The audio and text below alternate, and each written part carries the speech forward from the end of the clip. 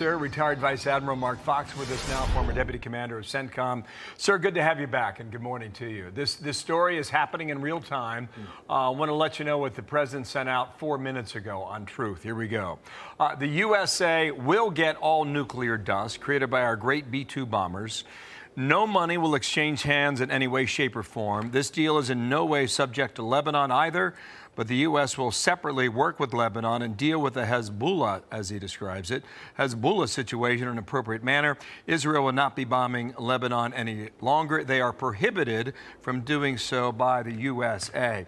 Admiral, good morning to you. Go ahead and size it up. What do you think's moving here and why?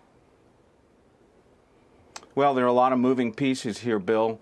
I think the key thing to focus on is the fact that the Iranian economy is driven by revenue from oil.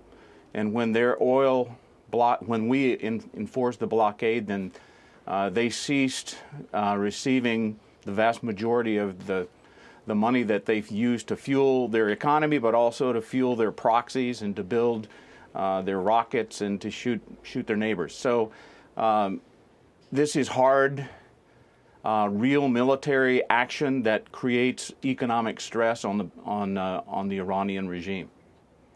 Admiral Fox, you know, I'm just curious what you think about how we continue to keep the Strait safe, because if it reopens, obviously, you're going to have a lot of transit there. The president has said we're not going anywhere. Our ships are staying there. We have about 15 ships in the region.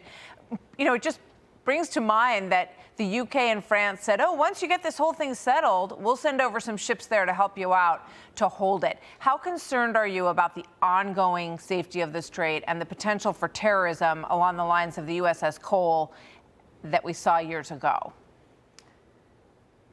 Well, the very thing that creates the geography that makes the Strait of Hormuz a choke point also makes it a very easy thing to blockade, in that this is really driven by intelligence and surveillance and knowing where the Iranian vessels are. And so even though we've only got relatively small number of ships, 15 or so, the geography of it funnels it down.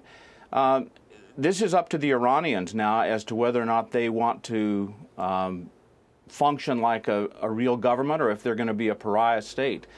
I go back to my earlier point that as long as we are stepping on their lifeline of oil, I think they'll be a lot more compliant. They've demonstrated that they are recalcitrant, they're uncooperative, they're willing to shoot at their neighbors. But in this particular case, if they don't have any oil to export, then they're not making any money. So we're going to have to see. There's definitely potential for terror type of activity. I would keep my eye on the Houthis over there in the Red Sea, because that would be something that I would expect perhaps that the Iranians would try to do another asymmetric attempt to influence our actions. Sir, thanks for coming on. We're asking you to react to this stuff in real time, and we'll see what more we get throughout the hour. Mark Fox, thank you, Admiral.